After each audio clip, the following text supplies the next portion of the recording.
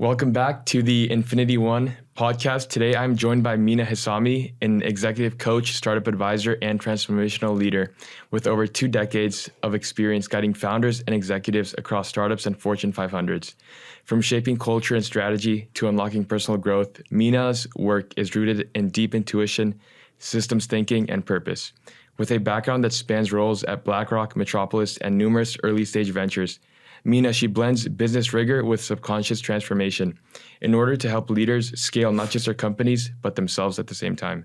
Her unique approach has made her a trusted partner to founders navigating high-stakes growth and inner evolution all at the same time.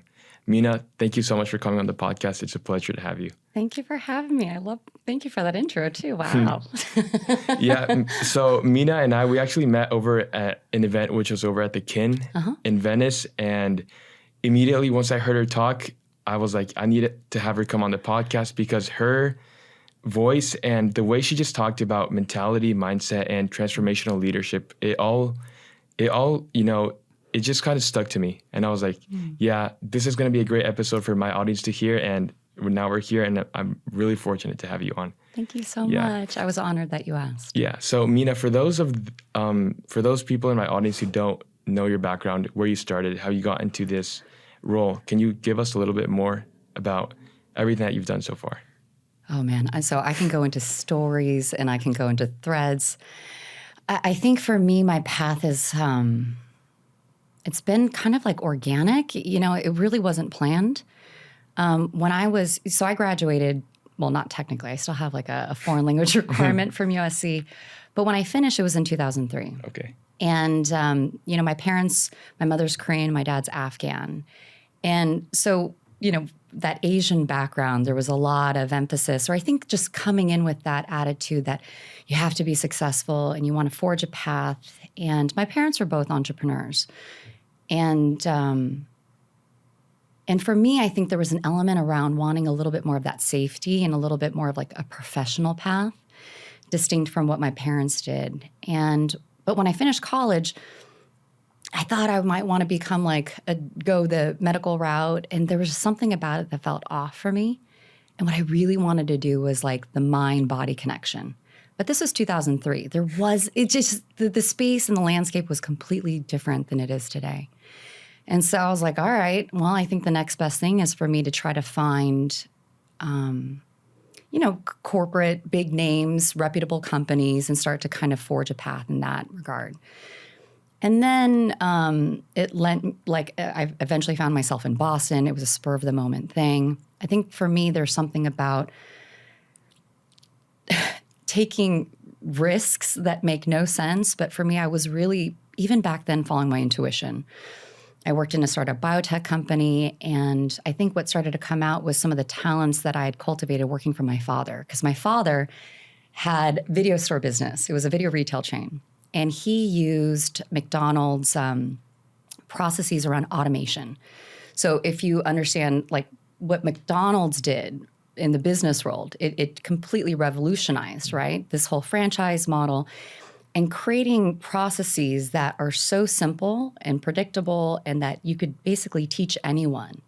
And you have people growing through the company. And then before you know it, those let's say, early start employees and become like store managers, and then they become district managers. And it's just like this repeatable rinse and repeat process, right?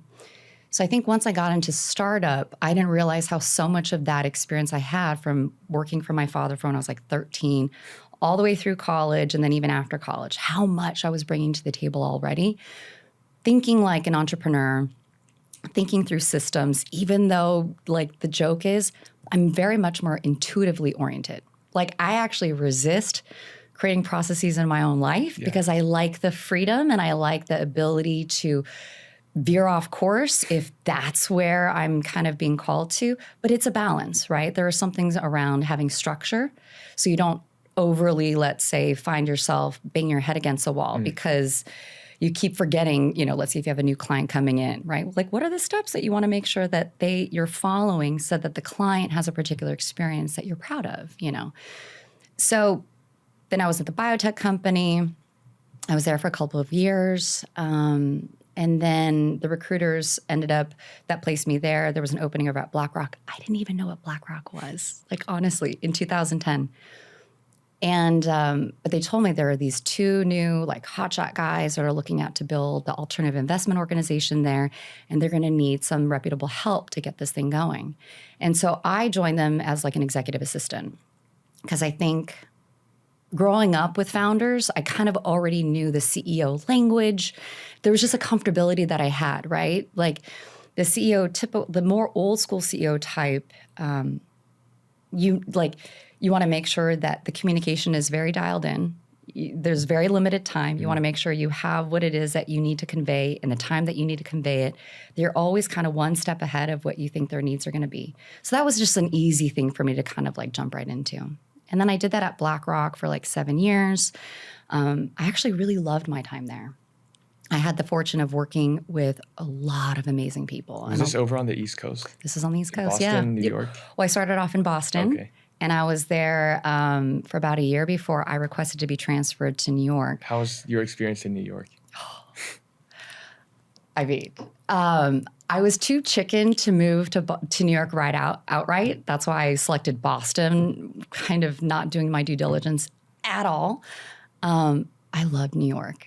Even though I'm like a SoCal born and raised, I think there was something about, in New York, you can be anything. Yeah. And no one's going to bat an eye. There's just the things that would make us blush here in SoCal more so. New Yorkers are just okay. Yeah. It's another Monday, right? And so for me, I think my personality really came out, I think. Feeling like I could show up and be whoever I wanted to be. That's amazing. Yeah. So I was there at BlackRock. I ended up being promoted into an analyst position for the corporate development group, focusing on mergers and acquisitions, specifically the integration piece. Interesting. Yeah. But then I had some health issues come up. And I think this is a thing that I bring a lot to the table when I work with people is understanding the limitations of the body, right? And I think that's why a lot of my work has evolved into this focus around not just intuition, but intuition that resides in the body and how to treat the body as the proper vehicle and vessel for the experience that you want to have. Can you tell us more about that? Yeah. Can I ask you real quick? I see you like smiling. Is there anything in particular with that resonates for you? You get a twinkle in your eye. It's really cool. Thank you. It all fits perfectly into my whole motto. You know, I'm really centered around the relationship between your body and your mindset and one's success in life. Because I grew up playing sports. I played basketball and track my entire life. And even though I don't play those now, I still go to the gym every day, early in the morning, and I'm still training every day. I keep healthy and I practice my mindset right. I practice my faith. And I know that by having those foundations in life, they propel me to do good in business and school and whenever I have interactions with other successful individuals such as yourself. That's incredible. Yeah. Wow. Well done. I mean, yes. Yeah. I mean, I played ball as well growing up, so point guard. But I think what you're talking about, these foundational practices that keep you grounded, right? That's what I hear, at least from my lens. And especially when when we're not rooted in our bodies, right? It's almost like there's a huge emphasis on mindset. And that's absolutely, I think, a key critical component, right? But if we're only focusing on mindset and then we're ingesting things that are toxic, if we are living a lifestyle that goes that contradicts, I think, maybe some of the longer term goals that we have. Because I mean, I struggled with alcohol abuse during those years of not having addressed certain traumas in my own life. And I could see how there was no solid foundation for me to continually, let's say, build whatever it is I was looking to build, even if I wasn't clear of what that was. And so treating the body, and then listening to the body, I think that's a big piece of where I'm at right now in my practice. I want to ask you this. Do you think there are more foundational pieces to one's individual success apart from mindset and the body? Like, obviously there are, but I want to hear what you have to say about this. Yes. Oh, such a good question. You asked really great questions. The biggest, in my humble opinion, I think one of the biggest components is specifically around consciousness and energy. Because on the questionnaire list, you mentioned about like, is there a particular lens or philosophy that I bring to my practice that I see things through? Yep. And more and more and more over the last several years, it's been this huge focus around energy and consciousness. And so, although I want to make sure I'm answering correctly, you asked the question, are there more components to like the ingredients to success? Yes. Yeah. Okay. Apart from your mindset and your one's health. Yeah. Yes. Body. Yeah. Yes. And this one, this goes more into, I would say, like the mystical, let's say spiritual, energetic realm, which is that I think every single person's version of success, if you're really listening to what fuels you specifically, what lights you up, the ways in which you're oriented to see things, the things that stick out for you, even the things that bother you, all of those things, in my opinion, speak to something maybe deeper, right? Whether we call it like the soul or and maybe the higher self to some degree. But I think this success, especially, it's normal to chase success in the ways in which our current reality describes it, right? So here in the West, it's like the money, the fame, the car, the house, the looks, all that stuff, right? And then just there's a lineup of humans who've gone that route. And if you were to peer below the surface, if you were to peer within them, I would not say that there is this sense of success or maybe happiness within them. There's something that they're pining for to fulfill, and they're seeking it external to them. And so I think when I look at success, I think it keeps coming back to what is it for you that has you want to get up every day and feel alive? Yeah. What is it that has you excited about what you're creating? Something internal. Something internal. Okay. There's like some kind of compass, right? And when we're not honoring that, I think that's when you'll see the signs of burnout. That's when you'll start to see the health issues. Yeah. Do you think, how does one develop that? Develop what? That internal motivation or spark or North Star to keep on going and just reach their true purpose. Yeah. Because people, like you said, you see all these successful individuals, but internally they're not where they want to be. Maybe they have all the monetary gains, but internally they're suffering, maybe in terms of relationships with themselves emotionally. So how does one reach that? Yeah. From my vantage point, I think it is the journey inward is where it starts. And a lot of the times that journey comes like through gifts in disguise that show up as either some form of trauma, some form of layoff, some form of death or loss. It's the things that happen to us that can jolt us awake enough to start to say, wait a minute, what is this? What is this? Like, what is this life that I'm living? What is this trajectory that I'm on? Who am I right now? And is this what I want? And it's when you start to ask, I think, those really big questions, and which takes courage, right? It really takes courage. And so with my practice, let's say where it's at right now, a lot of the times when I have a new client come on, I will speak to the benefits of doing work like hypnotherapy, because we're getting down to the subconscious level.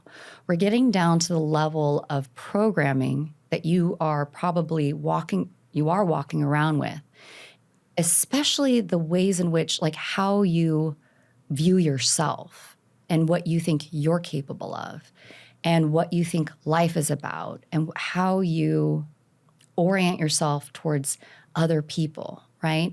It's like the simple thing around, like, is it a friendly universe or is it a hostile universe, right? And when you start to go within, I think one of the most powerful things to do is start to question the interpretations and meanings you have about yourself that are not kind, that are critical, that are fear-based, because those are typically rooted in experiences that you either had or acquired as, let's say, a generational pattern. Wow. Yeah. Yeah. And that's why it's almost like a fish in water can't tell it's in water, because if you look at your parents, and if you look at what are some of the fears or struggles or challenges that they've had to deal with, and then you start to connect the dots and get curious, okay, what about their parents? And then if you get and you start to hear the stories, if you have that ability to start to ask certain family members, okay, so what was grandpa really like when he was young? Or, what do you recall? And then there may be even somehow more traces even further beyond that. You might start to see certain patterns, right? That may not be the exact same, but they can be in reaction to each other, right? So for example, growing up, so my mother, Korean, I joke, she's like feisty, spicy, sassy Korean woman. I mean, she's a pepper in a 5-2 package, right? Growing up, she was always she had no qualms just saying it like it was. And she would do that. And as a little girl, I'd be like, oh, oof, like, because I could feel what the other person was likely feeling. So as a reaction, I developed an overly considerate, overly empathetic. For me, my personal sin was to cause any form of like hurt to somebody else or make them feeling anything less was like a no-no for me. That was a reaction to a pattern that I witnessed with her. Now, ironically, the older I get, the more I'm enjoying embracing more of her, I think, authentic expression. But that's like just one example, right? It's a pattern there in how you as a soul and as your energy expresses or reacts to that. And then, if you have a son, if it's still in the cards for me to have a child, it'd be funny to see like how my son or daughter could react to the things that they see me bringing, as a parent. Yeah. And so questioning these things, especially the things that are not serving you, I think is one of the biggest opportunities. And when it comes to this, whether you call it shadow work, deep internal work, it's very common still for there to be a resistance around it, because there's this fear, I think, of... Is it because people don't like change? I think that's a good one. I think that's a huge part of it, that it's, even if it's uncomfortable, or even if even if someone is not thrilled with the way that their life is, there's a familiarity to it. There's a predictability to it. And especially if safety was not, let's say, a key component of your development phase, there's a reason why that safety is still needed and expressed in that fear of change, right? I think related to that is this like fear that maybe they're going to really find out that there's something wrong with them. Like oh my gosh, if I really peel back below the layers, I'm going to find something that I really, really don't like. And I think my message to people is it's actually the opposite.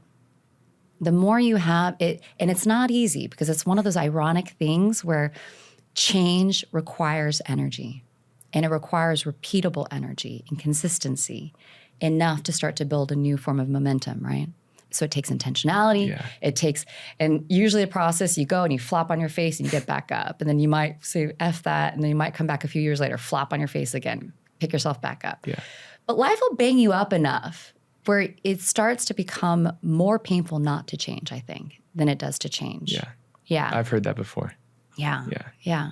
So, Meena, you also mentioned something about the subconscious. Yeah. Can we dive into that? Yeah. What would you like to know? Everything. Just the essentials. Like, what is it and how does one, gain access to it? And how does one benefit from it? Because I've heard of it, but, I'm not an expert on the subject matter. Yeah. I mean, I feel like I'm still scratching the surface. And this has been something that I've been focused on for about 4-ish years. The reason why I got into it, taking a step back, I had started my first self-development program when I was 13. I did a program called Landmark. A lot of folks, it depends. If you know it, you know it. If you don't, you don't. But when I was 13, that's when that journey started. And I loved the space. Absolutely loved it. If you've ever been to like a transformational weekend or any kind of retreat, there's something that really happens that's magical in those containers, right? And then what happens when you leave? You go back to normalcy. It's really hard to sustain, right? Yeah. And I think one of the reasons being is that we're more or less scratching at the surface, dealing in the conscious realm, right? So right now, if to give you a little bit of geeky science stuff, so right now you and I are operating in the beta brainwave state. Beta brainwave state has a certain frequency. This is the state that we're in that allows us to operate like heavy machinery, right? We can do complex analysis. We can pay attention. We can drive. We can use logic and linear thinking, right? One brainwave state below that is called alpha brainwave state.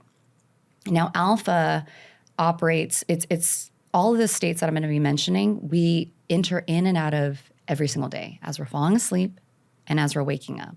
And if you happen to do meditation, you go into the alpha brainwave state if you do it long enough. And in that state, the alpha brainwave state, there are different parts of the brain that is access. So you have less of what's called the prefrontal cortex. So the executive functions, those are quieted, and you're tapping into more of a different realm, one that has more access to, let's say, the emotional state, creative states, programmable states. So why is this important in the subconscious? When we're born up until when we're about anywhere from 8 to 12, as children, we're in the alpha brainwave state.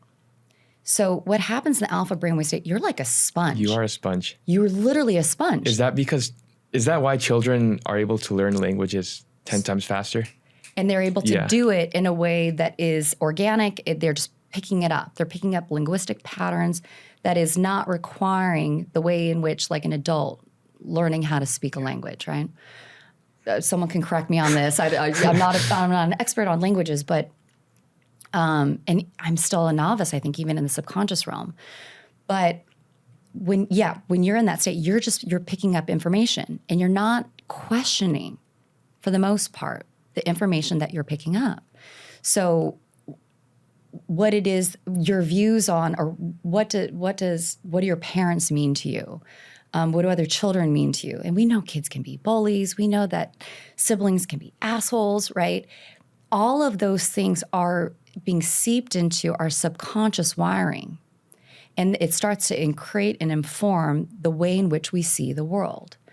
And one of the things that really happens to every single one of us as young children is invariably something happens and then we make it mean something. And it's not usually, it's not flattering, it's not healthy, it's not supportive. It's typically something around the realm of, there's something wrong with me. There's something deficient within me. I'm not good enough. I'm not lovable. All of these core limiting beliefs become a foundational basis of our experience, especially if we don't have, let's say, parents that are aware of this type of process and able to maybe mitigate it a little bit. Is it possible for this not to be the case? This is one of the things I'm really curious about. So our relationship to money, our relationship to sex, our relationship to religion or spirituality, the other, I mean, you name it. You are picking up patterns based on your environment, based on genetic, let's say, or generational patterns and energies, and you're just taking it all in. And our brains don't really fully form until we're about 25. So you've got some time, my dear, in a non-condescending way, but isn't it? It's extraordinary, right? And so this is where I think the power of being able to, as an adult, take the time to question these beliefs that you have. Because I want to say this to every single person that I could ever speak to. If you have anything going on in your mind, going on in your body, that is criticizing you, calling you less than, not enough, not good enough, I want to assert it's an outright fabricated story. But because you believe it, Whatever you believe, you start to manifest and create in your reality. So then it leads to everything in your experience from like an energetic perspective is a reflection of your internal world. Right. And so I don't think the lie is, it's not that there's something wrong with you. It's you believing there's something wrong with you. That's the thing that needs to be questioned. And the only way to reset that is through the subconscious? Or how does one reset those behavioral patterns? My intuition says that is not the only way, but I think even the forms in which, let's say, people have these profound awakenings, kind of like akin to, let's say, Eckhart Tolle or Byron Katie, there is, I'm pretty sure there's a huge rewiring that happens in the subconscious that supports this kind of awakening and literally transformed state and orientation of the world.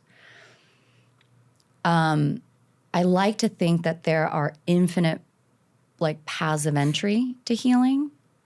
And I do think that like somatic work, like addressing the mind-body connection and supporting the body and being connected to the body is absolutely vital. I think the subconscious realm is linked to it as well. So the subconscious, if I understand this correctly, it's not just the beliefs. It's all the things that are happening below our conscious awareness that is running this vessel, right? So that if you think about how does your body react in certain situations, right? So for example, like us being here today, for me, it's been a pattern where, oh my gosh, if I'm going to be on the spotlight, if I'm going to have like a mic in front of my, a camera on me, like my body would just go funky, right? It's like I check, like I'm just not there.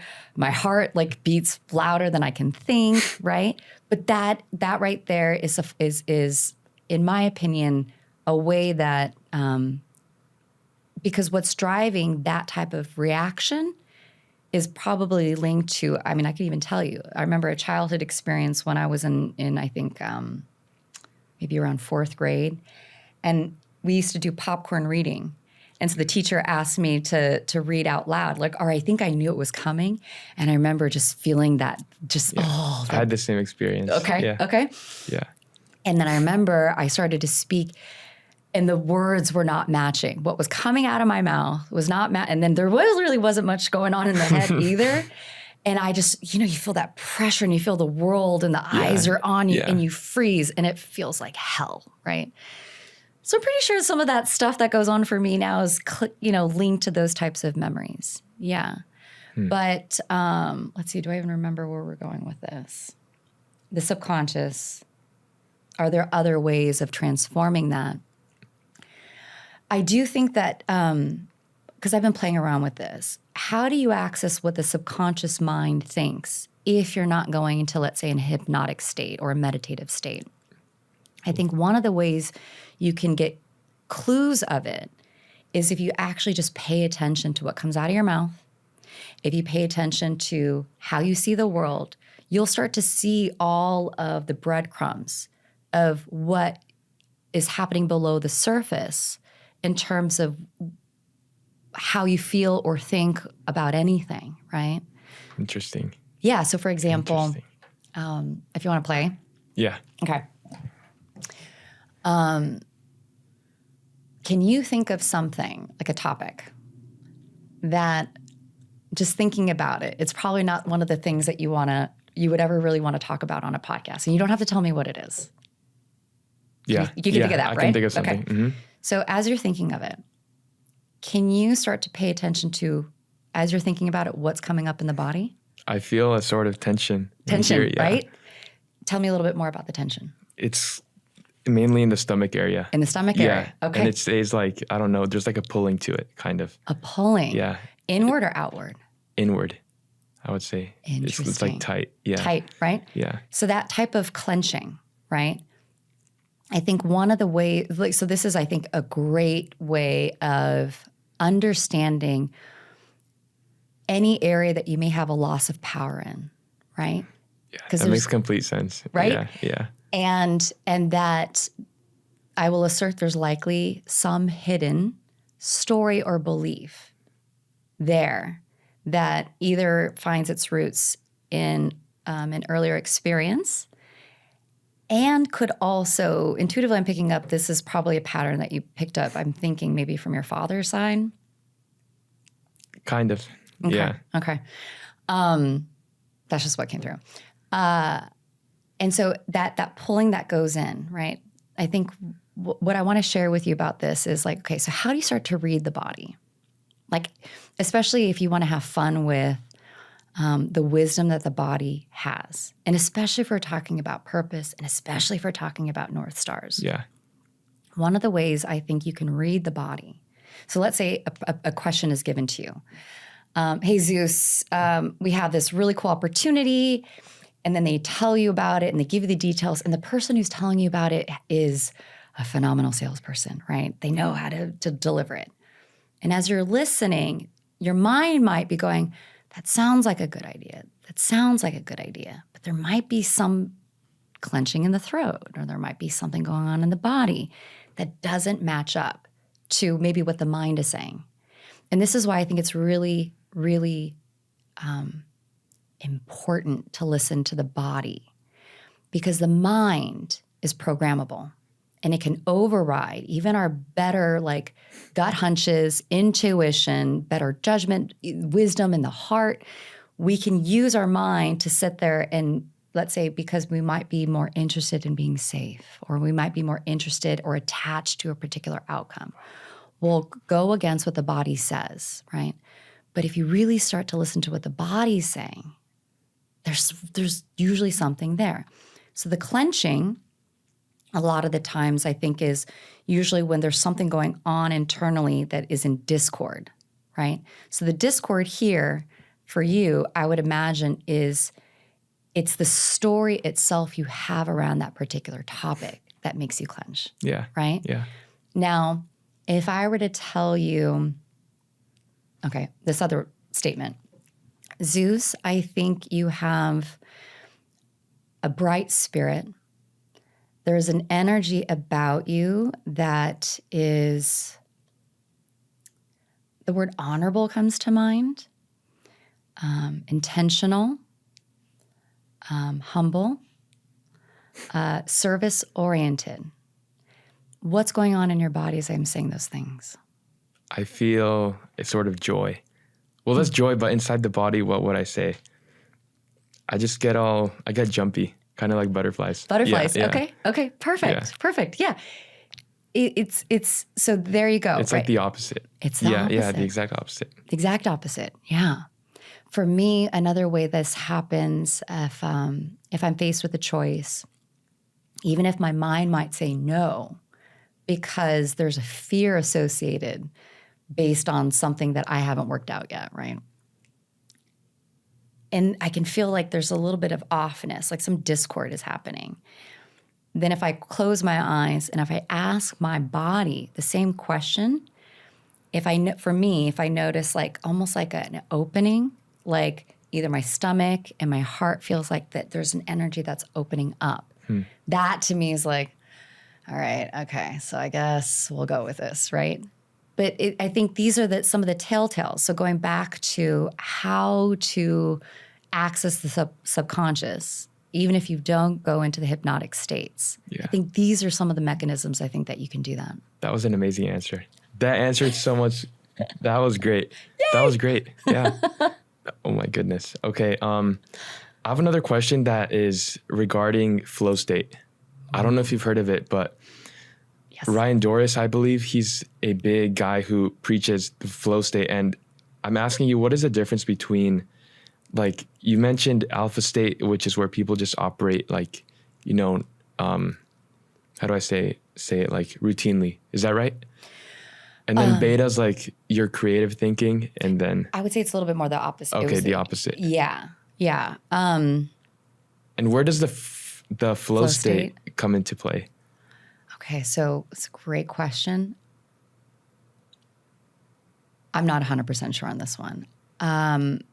My brain says it can be the alpha as well as gamma, if I'm understanding it correctly. So it goes from gamma, I believe, is the if you're thinking about it in terms of energy and frequency, like I'm picturing it, it's the amplitude is high, and I'm really gonna screw this one up, but like the distance between the wavepoints are closer. I would say that's a little bit more, I think, on the gamma. So when people, I think, are operating high creativity, if they're an artist or they're a writer and they're in that like zone, I think a lot that can be gamma.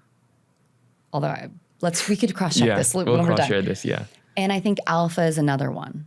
Alpha, I think, is, it's that creative state that you go into where you really lose track of time. I mean, you look down and it's like 3 hours? What? Yeah, I feel that. Yeah. Okay, I want to ask you this question that I have here is, how do you personally stay grounded while holding space for others? I saw that one. Yeah. It's so good. How do I stay grounded while I hold space for others? Oh man, it's so good. You know why? So many sessions that I did, I was not grounded, or especially if I would do a hypnotherapy session, I wouldn't ground afterwards. And this kind of, to me, speaks a lot to, let's say, energetic hygiene. So, can you define what that is? Oh, yeah. Okay.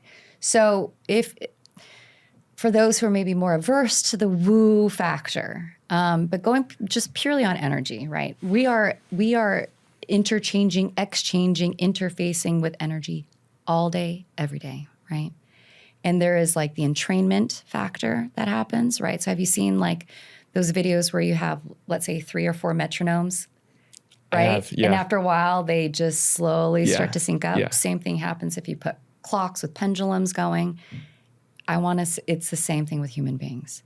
You put people in certain environments for long enough, and you'll start to see the entrainment factor happening where they're syncing up in ways. Not in all ways, right? That's where you see the friction come up. But in order for you to be in any particular vicinity with anything, there has to be some form of resonance with it.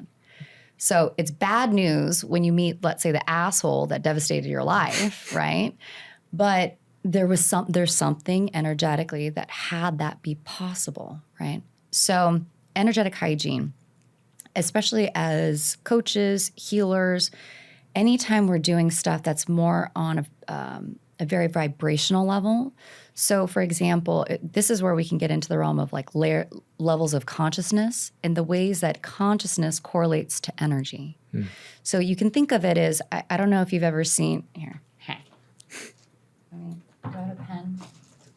I love, if next time we do a podcast together, I want to bring like a whiteboard because I love drawing diagrams. That would be great. Okay. Anyhow, I'll see if I can describe it. Are you familiar with David Hawkins' levels of consciousness scale? Zeus, you're going to enjoy this. So David Hawkins wrote the book Power versus Force. I read it in the early 2000s. It forever changed the way that I looked at energy and emotions. So on the consciousness scale, at the very, very lowest level, you have shame. And shame, if you think about it, it's the level of state, it's the emotional state you're in for a lot of people right before they off themselves. And I think the reason that is because shame is the ultimate negation of the self. It's the ultimate negation of your own life. You're so ashamed of yourself, that energy itself, that there's a sense of wanting to disappear, of wanting to hide, of not wanting to be here, right? And if you've ever been there, and if you've ever been there for a long period of time, it's excruciating. Yeah. It's excruciating, right? So that's the lowest level. When you go up from there, fear is a higher level. Because in order to be afraid of something, there's still some form of honoring of life itself, some desire to protect this life so much that you're afraid of anything that could potentially prohibit that. Prohibit you from existing, right? Yeah. Higher than that is anger. And so a lot of times when people are thinking of energies, they think there's good energy and then there's bad energy. Well, there's a qualitative and energetic difference between the different energy levels. So anger is powerful energy to work with. If we're talking about just the energy quality, just pure energy, right? It is the energy that fuels revolutions. It is that energy that gets kicked into by a woman who's been beaten by her husband for decades, and out of nowhere something snaps within her and she does something pretty drastic, right? Because there was a buildup of that anger, and it provides fuel for action. Now, it can be detrimental if used as fuel long term. It's detrimental to the health of the organism or the human, right? I don't know if there's any other species that will reside in like their entire lifetime in a state of pure anger, right? But even if you look at human beings, right? Anyone that is in an emotional state like anger, fury, guilt, you'll notice they're long term, they're going to have a whole host of physical issues. Because the body, like, there's something that, like, we are programming our body all day, every day by virtue of what we're saying to ourselves, what's going on in the background. So anger is really taxing on the system. So you can use it, but then you want to kind of move through the anger. And then the way to do that, next up on the level, a couple leaps up, is acceptance. And acceptance is where you really start to tap into your personal power. Because then you start to go, all right. And usually, again, this is not something that happens like by choice. It's usually something you get beaten down so much that you're like, I can't keep doing this to myself, right? And so then you come to a point of like, you know, Hail Mary moment, like, okay, maybe I'm the asshole. You know, like if all these relationships aren't working out, and I'm the consistent factor. If I'm having the same experience regardless of what job I'm at, maybe there's something going on here, right? And it's funny, and I get why people don't want to go there, why there's such resistance, because I think underlying, people are trying. People really are trying the best that they can through all the stages of their experience and life and development. They're trying with the best that they have available to them. And so this admittance that they could somehow be the creators or the saboteur of their life, it could be a really tough pill to swallow. But when you actually allow yourself to go there, you know how much freedom there is in saying, you know, I think I was wrong. Like now, like even for me right now, like in my family, no one ever said they were wrong. We were like bright, and we were proud to be right, and using our intelligence to make sure we were right. And so if anyone questioned us, it was like, what do you mean, right? Now I could be like, oh yeah, I probably, maybe I shouldn't have said it like that, or I'm so sorry I made that assumption, or wow, did I completely get that interpretation or communication like off, right? There's freedom in that, because then you're now being like, oh yeah, it's okay to be human. So acceptance is a huge gate to pass through, I think. And then, but the other thing to mention too about this whole diatribe on consciousness and energy is as you go up the scale, it's not on a linear fashion. So I want you to think of it as more like if you have a cone-shaped, let's say, almost like a funnel, like right, like a waffle cone thing, right? Like an ice cream, kind of, Yes, exactly. But the point at the tip, right? So as you're picture that as an energy container, like literally representing the emotional spectrum of energy. So when you fill it with just a little dab, you have shame at the bottom. Now, how much are you going to be able to work with that little dab at the bottom energetically, right? Nothing. Nothing. Yeah, nothing right? at all. So that's why when you're depressed, everything feels like it's just a mountain to climb. Brushing your teeth can feel like a mountain to climb, let alone having to take care of children or having to attend to business or life, anything life, paying bills, forget about it. That's just way beyond. And then you add some more energy to that cone, right? And then you start to, and as with every drop, and then as you keep going up, the different levels, it's not like 1 + 1 = 2 on some energy scale. It's every drop is 1 to the 10th power. So it's logarithmic. Yeah. So energy is exponentially. It's exponential, compared to shame. Yeah. Acceptance, exponential to the previous ones, right? So that's what the way to think about it. And that's why in the book, he talks about how in typical historical fashion, it wasn't normal for any one human being to go up more than 3, let's say, levels of consciousness in their lifetime. I think what's happening right now is there's been a crescendo building. And I think it's because this speaks again to the ways in which we energetically interact and we energetically entrain each other. So if you have one single human being enter into a family dynamic who, let's say, for whatever reason, has done a lot of this inner work and is not reactive, right? Has more compassion, has more understanding, has more acceptance of holding all the parts of themselves with more peace. When they come into any particular family dynamic, it is going to create a different dynamic by virtue of how their being is now. And there's usually like paths. There's going to be people that resist it in the beginning because it feels threatening, because it's like a different energy, right? And there's something that happens when we're in the lower levels of energy. We want to commiserate with other people, and how dare anybody escape that, right? But we become almost like light bulbs that as we get turned on, we have the ability to now pass that on to others. And so I think that's the way that I see it, what's happening right now with so much uncertainty, a lot of confusion. Did I already say fear? Mm-hmm. I'll say fear again. I think it's actually a reflection of people waking up. And usually, right, like, I mean, if you think of the Matrix metaphor, was it all roses for Neo? Like, it was like, what the, Yeah. But if you can, and so I think we're kind of all waking up to, I don't think the way that we've been doing it is really cutting it. I completely agree. Yeah. All right, so that was a long diatribe, but what was the original question? I forget. Okay. Yeah, that's all good. I want to ask you another really kind of deep question and it's something that I've personally struggled with, which is, how do you deal with comparing yourself to other people? Oh, that's a good one. I still do it sometimes. It creeps in every once in a while. It used to be so part of my experience that I didn't even notice it was happening. This is like what I mean about like the subconscious, right? So how do I deal with it, or how do I tell people to deal with it? Mm-hmm. I think number one, compassion, right? So, I mean, there's a couple of ways of slicing and dicing this. Okay, how do you deal with it in the moment? How do you deal with it long term?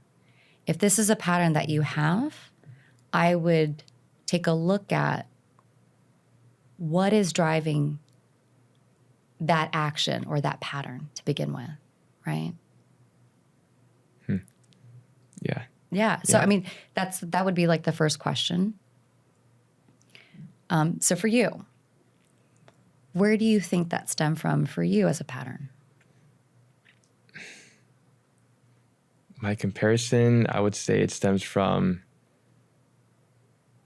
trying to do a lot of things at once and seeing people who've done it and feeling like I'm behind in some sort of way. Okay. Yeah. So I'm behind. Yeah. Is the feeling. Mm-hmm. Okay. Can you recall where else in your life did you have this sense of I'm behind? When I was younger. Okay. Yeah. Yeah. In a lot of different aspects. Okay. Maybe in school and sports. Okay. Etc. Okay. Yeah. Okay. So can you see how that early experience just kind of morphed into this now habitual pattern of comparing yourself? When you were telling yourself, I'm behind, what do you think was a deeper need you were trying to fulfill when you were younger? I wanted to fit the norm and feel accepted in a way. Yeah, 100%. Yeah. Usually that's it. You want to fit in. You want to be accepted. Okay. Now, you're a rising senior at UCLA, right? That's right. And, you're already taking steps. Come on. You have your own podcast. You have great guests, Now, is this a pattern you would like to take with you? Okay. So from Zeus that sits before me, who's not the same Zeus that had those struggles back when he was younger, Right. back in school, Mm-hmm. back on the court, right? What would you want to tell younger version of Zeus? Why he this concern that maybe he doesn't fit in, maybe he doesn't belong, and he's not accepted. What would you want to say to that version of Zeus? I would want to tell him that I'm right where I'm supposed to be at and that everything's going to work out. Okay. Yeah. Okay. So now, if this were to come up, if you find yourself going there, what can you tell yourself? The same thing. I'm right where I'm supposed to be at. Yeah. Yeah. And why is that more true than the previous interpretation? That you're behind or that you maybe don't. And if you're behind, there's a threat of not fitting in and not being accepted. Why is this new one more true? Why is it more true nowadays? Why is it more the new belief, let's call it, that you're exactly where you're meant to be? Mm-hmm. Why is that more true than the previous one? Because I believe that my life is just starting out, so I have the power to go in any direction that I want to go. Yeah. Yeah. That's amazing. Thank you. I really appreciate that. Yeah. Yeah. That was great. Oh my God. I feel so enlightened right now. This is crazy. And I'm on a podcast too.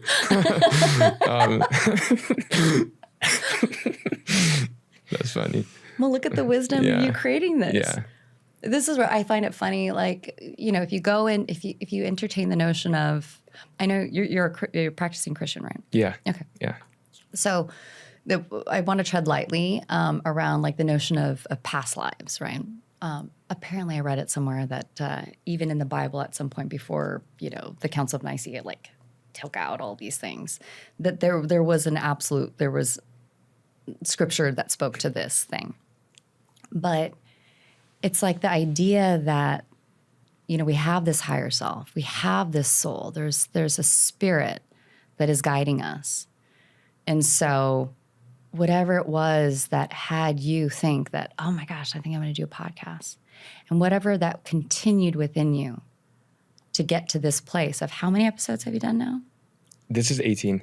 I mean, how many people you've spoken to, the editing, getting up to people to ask them to do the things, right? There's something in there within you that was like, you know, and I would like to think, it sounds like, I bet you there's so much that you are getting and will continue to get from this creation that started as an idea at one point. Yeah. Thank you. I really appreciate that. So I know we're going to be coming short on time, but I want to ask you a question that is, what would be the best piece of advice that you could give to any young individual who wants to have a change in their life? And yeah. Because personally in college, I know a lot of students that if I can tell that they have something in them, they want to do something more with their life, but there's something holding them back, some limiting belief, maybe some past trauma, something. So what would you say to them? And then, Oh man, I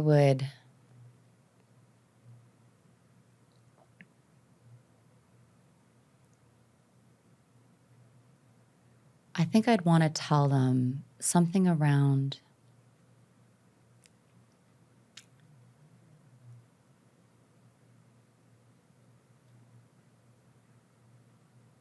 I think compassion, number one, I think is a really big thing.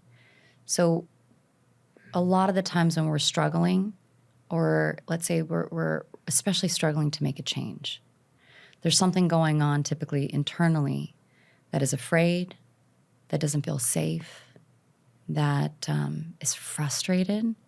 And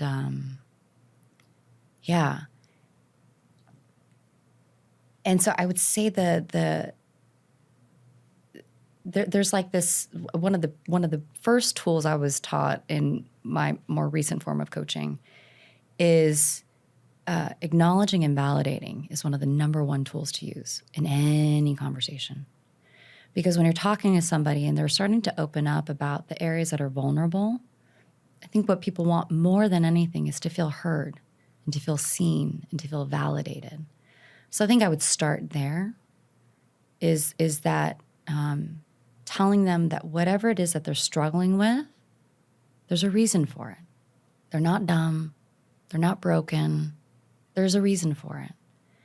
And if they have the courage, I would highly encourage them to question any thought that says, I'm not good enough, I'm not worthy, I don't have what it takes. Because if they can really, if they start to dig into the behind the scenes of some of the most successful people on the planet, you'll find out that they came from really, really, really challenging upbringings. Tony Robbins, Oprah Winfrey, I mean, you name it, right? And that at all odds, right, they made it. And I also think that there's this correlation between the degree to which you can face these painful things, it like catapults you in the other direction. It actually becomes a superpower. So earlier today, I was at a breakfast and a gentleman brought up the notion of post-traumatic growth. And not to imply that anyone in college who's struggling right now has gone through trauma. But it's a shitty feeling when you're basically negating yourself. It's like almost the precursor to that shame state, right? Because you're basically saying, maybe what I have is not really of value. Maybe my presence really doesn't make a difference. Maybe I really don't have much to offer.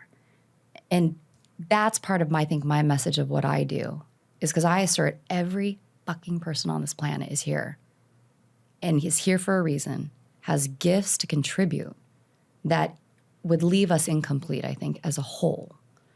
And that is my hope, is that every single person answers that calling and has the courage to do the inner work, to let go and release these things. To me, the inner work is about more of letting go than acquiring. I think all the magic, all the power, all that's already there. It's just kind of blocked by all of these like program ways of thinking and feeling and believing. And then when you do the inner work, you're like, oh yeah. I don't need to compare myself to people anymore, right? Oh yeah, I don't need to keep telling myself that I'm not ready. I don't need to keep telling myself that I'm not smart enough, good enough, pretty enough, successful enough. Blah, blah, blah. Like you can keep going. And then you really start to be like, you know what, I matter just as I am. You know what, I'm valuable just as I am. And in fact, probably more tolerable, because if I get maybe too good, I could be annoying. Who knows? You could just have fun with this inner dialogue. That's so cool. Yeah. Thank you for that answer. I really appreciate this whole conversation. We were mentioning before the podcast started how the power of authenticity is 4,000 times stronger than the power of love. And I felt it. This was a really great episode. It wasn't your typical episode that I normally do on real estate development, but this was needed for sure. And I'm really appreciative of your time, Meena. Yeah. Such a pleasure. So much fun. Yeah, this is really cool. And I'll invite you for sure for another episode. We'll go into a niche topic next time, but this was really good. And I just want to give a quick shout out to my podcast editor, which is Cynthia Maravilla. She's also a UCLA student, rising senior. So quick shout out. I told her that I was going to shout her out on this episode, but yeah. Amazing. Thank you so much, Meena. It's been a pleasure. And thank you.